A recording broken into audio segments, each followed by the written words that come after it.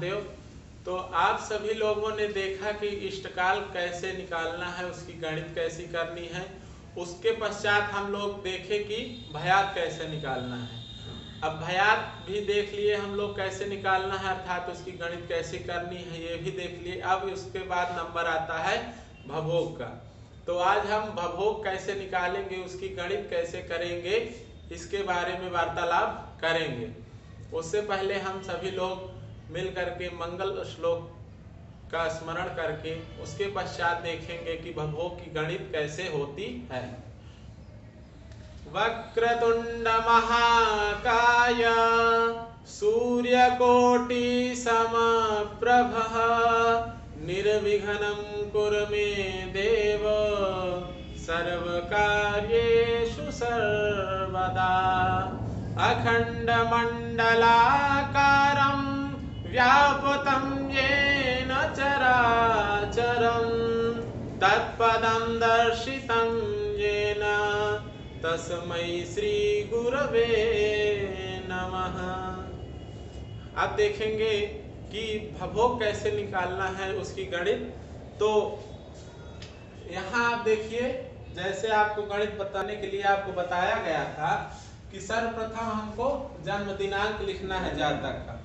उसके बाद दूसरे नंबर पे जन्म समय, जन्म समय के बाद तीसरे नंबर पे आता है वर्तमान नक्षत्र का घटिपल, चौथे नंबर पे आता है गत नक्षत्र का घटिपल, उसके पश्चात आता है सूर्योदय पांचवें नंबर पे। ठीक, तो मान लीजिए जन्म दिनांक 25 जनवरी 2021, किसी जातक का जन्म 25 जनवरी को होता है 2021 सन का, तो जन्म समय कितना है उसका 2:40 रात्रि।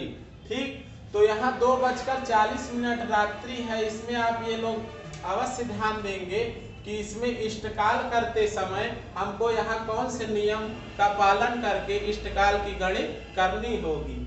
अब इसके पश्चात लिखा है वर्तमान नक्षत्र का घटिपल। तो वर्तमान नक्षत्र अर्थात जब जातक का जन्म हुआ उस समय जातक कौन से नक्षत्र में जन्मा, ये हम पहले देख लेंगे पंचांग में।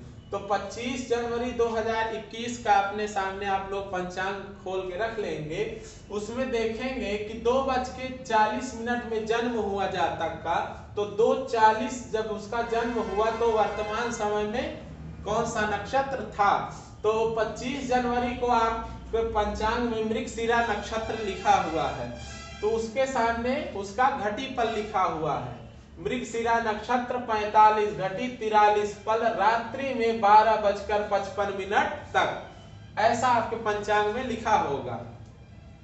मृगशिरा नक्षत्र कितने बजे तक है 12:55 रात्रि, और हमारा जन्म कब का है 2:40। तो इसका मतलब ये हुआ कि 12:55 तक मृगशिरा नक्षत्र था। 12:56 तो 12:56 से हमारा लग गया आर्द्रा नक्षत्र। तो 12:56 से जब आर्द्रा नक्षत्र लग गया तो हमारा वर्तमान नक्षत्र क्या हो गया, आर्द्रा। इसलिए हम लोग वर्तमान नक्षत्र आर्द्रा यहाँ पे लिखेंगे, और गत नक्षत्र हमारा हो जाएगा मृगशिरा। गत नक्षत्र अर्थात बीता हुआ नक्षत्र। उसके बाद देखिए सूर्योदय। तो सूर्योदय भी आपके पंचांग में लिखा होता है 6:38। अब हम जैसे प्रतिदिन देखते हैं कि कैसे उसका प्रक्रिया है, तो सर्वप्रथम इष्टकाल, उसके बाद भयात, फिर उसके पश्चात आता है भवोग का नंबर। तो यहाँ पे आपका इष्टकाल की गणित हो चुकी है, फिर दूसरे पे भयात की गणित हो चुकी है, और तीसरे नंबर पे आता है भवोग। तो इष्टकाल निकालने के लिए 2:40 जन्म समय हम लिख लिए रात्रि का। नियमानुसार इसमें 24 जोड़ेंगे। क्यों? क्योंकि 12:59 रात्रि से लेकर सूर्योदय के पहले तक यदि किसी भी जातक का जन्म होता है तो उसमें हम नियमानुसार 24 जोड़ेंगे। ये इष्टकाल का तीसरा वाला नियम यहाँ पे लागू होगा। 24 जोड़ दिए तो 24 2 26 और 40 यहाँ पे आपका नीचे वैसे ही उतर जाएगा। अब देखेंगे 6:38 जो है वो सूर्योदय है हमारा, 6:38। तो 26 घटी 40 पल में हम सूर्योदय को घटा देंगे। तो यहाँ पे देखिए 4 0 से 8 नहीं जाएगा, तो यहाँ 10 में से 8 गए 2 और यहाँ बचा 3 में से 3 गए 0, 6 में से 6 गए 0, 2 का 2 आ गया यहाँ पे। अब इसको आपको 2.5 बार जोड़ना है, प्रथम ये द्वितीय और ये 1/2, 1/2 अर्थात आधा, तो 1 2 और आधा तो हो गया 2.5। तो अब इसको जोड़ देते हैं, 2 20 घटी 2 पल, 20 घटी 2 पल, 20 का आधा 10 पल और 2 का आधा 1 पल यहाँ पे लिखा है। तो 2 2 4 1 5। अब इसको देख लेते हैं, 2 2 4 1 5 अर्थात 50 घटी 5 पल, 50 घटी 5 पल ये आपका आ गया इष्टकाल। अब भयात देखते हैं, तो भयात में 2 नियम लागू थे कि यदि जब इष्टकाल के घटी पल से गत नक्षत्र का घटी पल घट जाए तो हम घटा लेंगे और वही हमारा भयात हो जाएगा। और दूसरा नियम भयात में क्या था कि यदि इष्टकाल के घटी पल से गत नक्षत्र का घटी पल ना घटे तो हम उसमें 60 पूर्णमान अर्थात 60 अहोरात्र मान से गत नक्षत्र को घटाएंगे।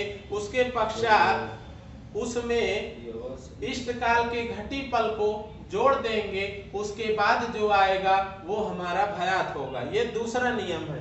किंतु यहाँ पे देखिए आप प्रथम नियम पे ही आपका भयात निकल जा रहा है, क्योंकि 50 घटी आपका इष्टकाल का अधिक है और गत नक्षत्र का 45 घटी कम है। तो हमें यह मालूम हो जाता है कि यहाँ पे घट जाएगा, तो 50 और 45 घट जाएगा, तो हम इसी को प्रथम नियम से करेंगे भयात। अब घटाते हैं, तो 5 में से 3 गए 2, अब यहाँ 0 है, 0 में से 4 नहीं जाएगा। तो आप जब घटी से पल में लेंगे उधार, तो आपको ये पता है होता है कि यहाँ पे 60 जाता है, 60 पल जाता है। ठीक, तो 60 हम यहाँ लिख देंगे। अब 6 में से 4 गए तो आपका 2। ठीक, अब यहाँ आपका बचा 49, 49 में 45 गए तो आपके आ गए 4। ठीक, ये आपका हो गया भयात। 4 घटी 22 पल, 4 घटी 22 पल ये हो गया आपका भयात। अब आते हैं आज के विषय में, भवोग कैसे निकालना है। तो भवोग आपको कैसे निकालना है इसकी गणित यहाँ पे लिखी हुई है, आप देख सकते हैं कि सर्वप्रथम आपको 60 अहोरात्र मान लेना है। किसी भी भवोग को करेंगे जब आप, तो सर्वप्रथम आपको ये प्रक्रिया जरूर करनी होगी कि 60 अहोरात्र मान आपको लिखना पड़ेगा किसी भी गणित में। जब भवोग करेंगे तब 60 अहोरात्र मान लेंगे, 60 घटी अर्थात 0 पल। तो उसमें क्या करेंगे हम कि गत नक्षत्र को पहले घटाएंगे। ठीक, गत नक्षत्र को घटाएंगे अर्थात गत नक्षत्र के घटी पल को घटाएंगे। तो गत नक्षत्र का घटी पल कितना है 45 और 43, तो यहाँ घटा देते हैं। तो यहाँ 0 में 3 नहीं जाएगा, न 0 में 4 जाएगा, अर्थात 0 में 43 घट ही नहीं सकता। तो हम इससे उधार लेंगे, किससे, घटी से। तो एक घटी को जो हम पल में परिवर्तन करेंगे तो यहाँ 60 होगा। अब 60 में 43 आराम से घट जाएगा, तो चलिए घटाते हैं। 10 में 3 गए 7, यहाँ बचा आपका 5, 5 में 4 गए 1, यहाँ बचा आपका 9, क्योंकि आप एक इसको दे चुके हैं तो यहाँ आपका 59 बचेगा। 59 में 45 आपका घट सकता है, तो 9 में 5 गए 4, 6 में 4 गए, यहाँ बचा 5। ठीक, तो 5 में 4 गए 1। अब 14 घटी 17 पल आपका आया 60 अहोरात्र मान से गत नक्षत्र का घटी पल घटाने के पश्चात। अब उसके बाद क्या करना है, आपको वर्तमान नक्षत्र का घटी पल यहाँ पे जोड़ना है। ठीक, तो वर्तमान नक्षत्र ये जो आपका लिखा है तीसरे नियम में, वर्तमान नक्षत्र का घटी पल, आर्द्रा नक्षत्र 49 घटी 32 पल। ये यहाँ आपका लिखा हुआ है 49 घटी 32 पल वर्तमान नक्षत्र का। अब इसको जोड़ देते हैं 7 2 9 3 1 4 9 1 10 3 13 3 हाथ लगे 1 4 1 5 1 6। ये आपका हो गया भभोग। भभोग का आपका यही नियम चलेगा। ठीक, सर्वप्रथम क्या करना है एक बार फिर से समझ लीजिए। 60 अहोरात्र मान आपको लिखना है, 60 घटी 0 पल।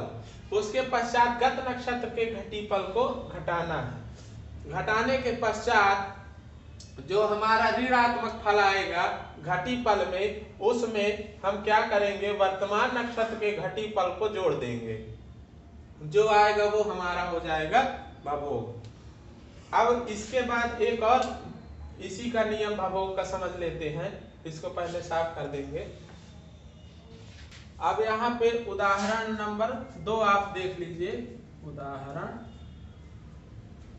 दूसरा। ठीक, तो उदाहरण आप दूसरा भी देख लीजिए। उसका वही आपको यहाँ भी करना है। 60 अहोरात्र मान लिखना है सर्वप्रथम, 60 घटी 0 पल। अब मान लीजिए कि आपके पंचांग में किसी का गत नक्षत्र 47 घटी 44 पल यहाँ पे आ रहा है, तो उसका कैसे करेंगे। ठीक, अर्थात गत नक्षत्र कोई भी हो, गत नक्षत्र कोई भी हो, घटी पल अर्थात घटी पल गत नक्षत्र का जो भी है, कुछ भी आए, हमको घटाना ऐसे ही है क्रम से। क्या कि 60 घटी 0 पल अहोरात्र मान आपको लिखना है। उसके पश्चात गत नक्षत्र का घटी पल आपको उसके नीचे लिखना है। घटी के नीचे घटी और पल के नीचे पल। ठीक, ये हो गया घटी और ये हो गया आपका पल। तो घटी के नीचे घटी और पल के नीचे पल। अब इसको घटाएंगे कैसे, तो देखिए यहाँ 0 है, 44 नहीं जाएगा, आपको घटी से 1 यहाँ उधार लेना पड़ेगा, तो यहाँ आ जाएगा आपका 60। अब 60 में 44 आराम से घट सकता है, तो देखते हैं 10 में 4 गए 6, यहाँ बचा 5, 5 में 4 गए 1, आपका यहाँ बचा 59, तो 9 में 7 गए 2 और 5 में 4 गए 1। ये आपका घटी पल आ गया घटाने के बाद। क्या घटाने के बाद, गत नक्षत्र का घटी पल। अब उसके पश्चात आपको क्या करना है, वर्तमान नक्षत्र का घटी पल जोड़ना है। वर्तमान नक्षत्र का जो घटी पल आप लोग लिखे थे उसका यहाँ काम है भभोग में। क्यों, क्योंकि यहाँ देखिए 53 घटी 3 पल जो वर्तमान नक्षत्र का है, अगर किसी का भी मान लीजिए, उदाहरण के तौर पे हम इसको आपको समझा रहे हैं कि 53 घटी और 3 पल वर्तमान नक्षत्र है, तो इसको जोड़ने के पश्चात कितना आता है वो देखते हैं। 6 3 9, 1 का 1, 3 2 5, 5 1 6। तो ये आ गया आपका भभोग। आपका भभोग ऐसे ही क्रमबद्ध चलेगा। जैसे कि सर्वप्रथम आपको 60 घटी 0 पल लिखना है, उसमें गत नक्षत्र के घटी पल को घटाना है। उसके बाद जो घटात्मक फल होगा अर्थात ऋणात्मक फल होगा जो घटी और पल में आएगा, उसमें वर्तमान नक्षत्र का घटी पल जोड़ना है। तो वर्तमान नक्षत्र, इसका तो हम उदाहरण कर चुके हैं, 49 घटी 32 पल जो वर्तमान नक्षत्र आप लोगों ने लिखा था, इसका हम उदाहरण कर चुके हैं। इसको हम सिर्फ उदाहरण के तौर पे आप लोगों को समझा रहे हैं कि 53 घटी 3 पल वर्तमान नक्षत्र यदि हो तो उसको आप जोड़ देंगे। यहाँ पे जरूरी नहीं 53 घटी 3 पल ही हो, कोई भी वर्तमान नक्षत्र का घटी पल हो सकता है। तो इसको आप जोड़ देंगे, उसके पश्चात जो आ जाएगा वो भभोग होगा। भभोग की यही प्रक्रिया है। अब इसके बाद देखते हैं पलात्मक भयात तथा पलात्मक भभोग कैसे निकालेंगे। तो इसको सफा कर देते हैं। अब देखते हैं पलात्मक भयात। ठीक, अभी तक आप लोगों ने इष्टकाल समझा, फिर उसके पश्चात भयात समझा, भयात के बाद भभोग, अब आता है पलात्मक भयात। पलात्मक भयात अर्थात पहले इसका अर्थ समझ लीजिए आप लोग। भयात जो आप लोग निकालते हैं उसी को हम पलात्मक भयात में परिवर्तन करेंगे। ठीक, जो आप लोग भयात निकालते हैं उसी को हम गणित के माध्यम से पलात्मक भयात बनाएंगे। ठीक, तो आपका यहाँ उदाहरण दे रखा है। मान लीजिए आपका 40 घटी 34 पल भयात है। ठीक, 40 घटी 34 पल, तो 40 घटी 34 पल यदि भयात है आपका, अब उसको पलात्मक भयात कैसे बनाएं? तो नियमानुसार आपको यहाँ 60 से घटी में गुणा करना पड़ेगा। ठीक, यहाँ आप देख सकते हैं आपका यहाँ पे लिख रखा है कि 40 घटी ऊपर लिखी हुई है और नीचे उसके 60 लिखा हुआ है और यहाँ पे गुणन का निशान बना है। तो हमको क्या करना है कि 60 से 40 में गुणा करना है। तो देखिए इसको करते हैं, तो शून्य का आप शून्य उतार दीजिए तो 6 शून्य शून्य आ जाएगा और 6 चौको 24। ठीक, तो ये आपका 2400 आ गया गुणन करने के पश्चात। ठीक, तो 60 से 40 में गुणा कर दिए। अब गुणन करने के बाद आपका इतना आ गया। अब क्या करेंगे कि पल को हम इसी में जोड़ देंगे। कौन सा पल? जो आपका भयात आएगा घटी पल में, तो हमको सिर्फ घटी में गुणा करना है, ना कि इसमें पल में। भयात के पल में गुणा नहीं करना है, केवल हमको भयात के घटी में 60 से नियमानुसार गुणा करना है। उसके पश्चात जो हमारा भयात का पल होगा, जो यहाँ पे जैसे लिख रखा है 34, इस 34 को हम यहाँ पे लाके जोड़ देंगे। ठीक, इसमें गुणनफल में। ठीक, 34 को जोड़ दिए तो यहाँ पे देखिए आपका 4 3 और 4 और 2, ये आपका आ गया 2434 अर्थात 2434 पलात्मक भयात आ गया। अब इसी का एक दूसरा उदाहरण आप यहाँ पे समझिए। मान लीजिए आपका भयात 20 घटी ठीक 43 पल, ये आपका भयात आता है। 20 घटी 43 पल भयात आता है। अब इसको हम पलात्मक भयात कैसे बनाएंगे? तो यहाँ पे 60 घटी नियमानुसार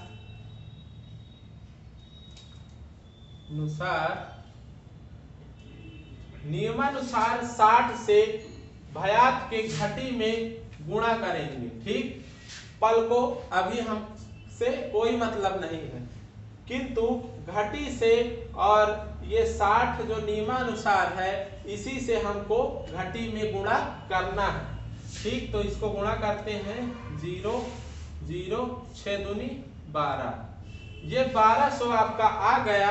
अब क्या करना है, जो आपका भयात का ये पल लिखा हुआ है, अब पल को यहाँ पे आपको जोड़ना है 43 3 4 12 1243 अर्थात 1243 भी बोल सकते हैं। ये आपका आ गया पलात्मक भयात। ठीक, तो ये आपका हो गया उदाहरण नंबर दूसरा।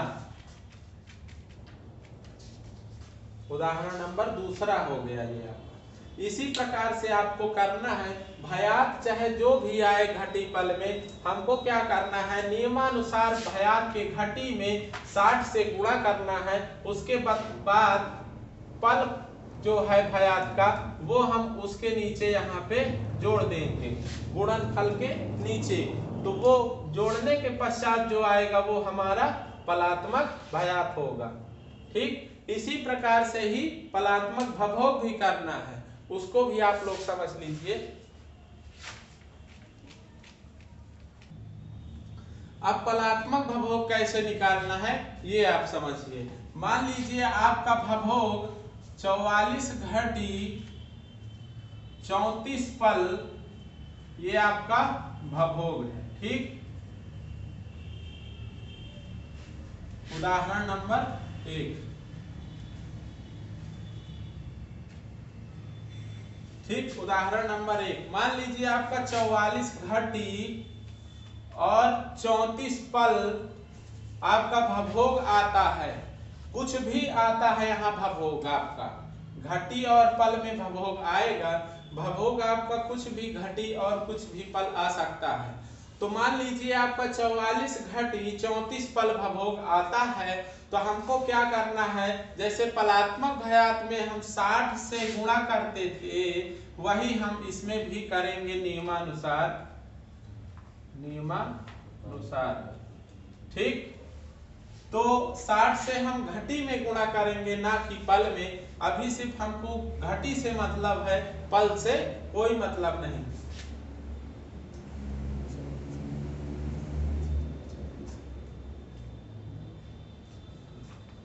अब देखिए, 0 का 0 आ गया, 6 चौको 24 की 4, हाथ लगे 2, 6 चौको 24 और हाथ 2 जो थे वो 24 2 26।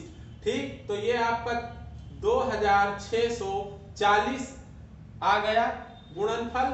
अब इसके पश्चात भभोग का जो पल होगा उसको हमको यहाँ पे जोड़ना है, किसमें, गुणनफल में। ठीक, तो ये 34 आप जोड़ दीजिए, तो 4 4 3 7 6 की 6, 2 का 2 आ जाएगा। ये आपका बन जाएगा पलात्मक भभोग। ठीक, ये आ गया पलात्मक भभोग। अब उदाहरण इसी का दूसरा समझ लेते हैं। उदाहरण नंबर 2, मान लीजिए कि आपका भभोग 34 घटी और 57 पल आपका भभोग आता है। ठीक, आपका भभोग 34 घटी 57 पल आता है, तो आप क्या करेंगे, 60 से इसमें नियम जो है उसी का गुणा करेंगे नियमानुसार। ठीक, 60 से हम गुणा करेंगे तो 0 आ जाएगा, 6 चौको 24 की 4, हाथ लगे 2, 6 त्रिक 18 2 20। अब हम क्या करेंगे, घटी का तो गुणन हो चुका है, अब हम क्या करेंगे, भभोग का जो पल है ये 57, अब हम इसको यहाँ पे जोड़ देंगे इसी के नीचे। 57 प्लस कर दिए तो 7 5 4 9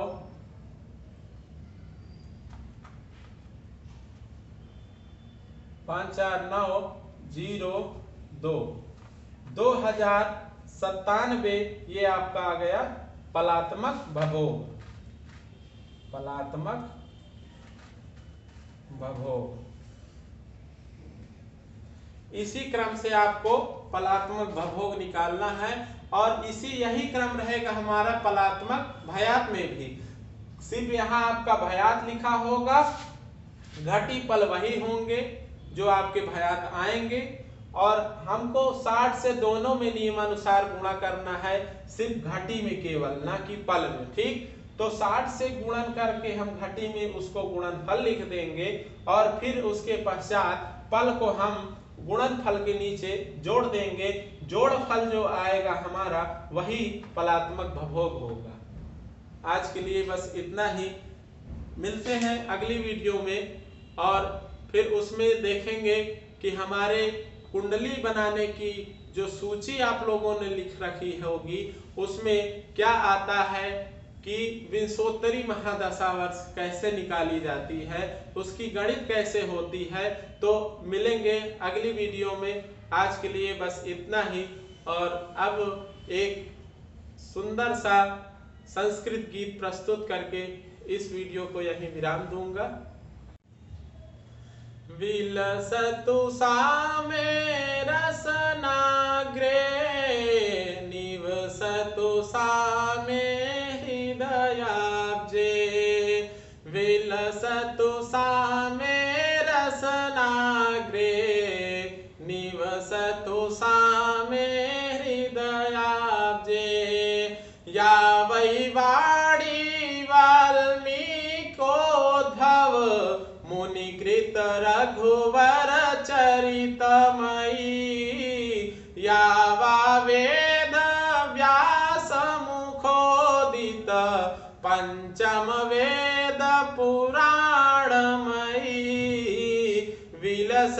सामे रसनाग्रे निवसतु सामे हृदयाब्जे निवसतु सामे हृदयाब्जे या वै जैमिनी कपिल पतंजलि गौतमादिकृत शास्त्रमयी या वा वेदांत प्रतिपादित मोक्ष प्रदायक तत्वमयी विलसतु सामे रसनाग्रे निवसतु सामे हृदयाब्जे निवसतु सामे हृदयाब्जे या वै वाणी भारवी बाण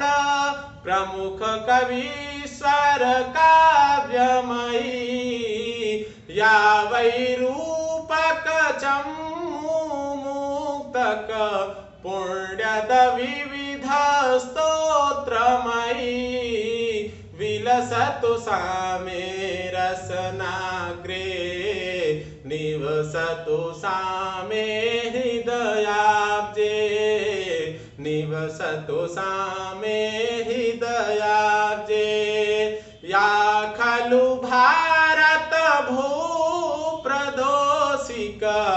भाव निवसत प्राणमयी कोटानुकोटि शुभास्वापिया केवलमेक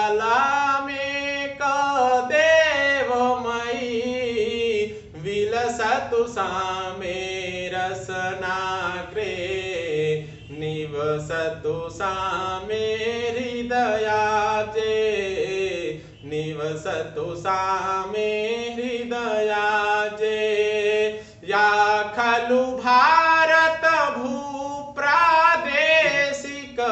भाषा निवाह प्राणमयी भाषा निवाह प्राणमयी कोठानुकोटि सुभाषा स्वपि केवलमेका देव्यमयी विलसतु सामे रसनाग्रे निवसतु सामे हृदयाब्जे निवसतु सामे हृदयाब्जे निवसतु सामे हृदयाब्जे। आप सभी लोगों को धन्यवाद। इस वीडियो को लाइक एवं सब्सक्राइब जरूर करें और आप सभी लोग अपना प्रेम अर्पण करें। आप सभी लोगों को धन्यवाद। हर हर महादेव।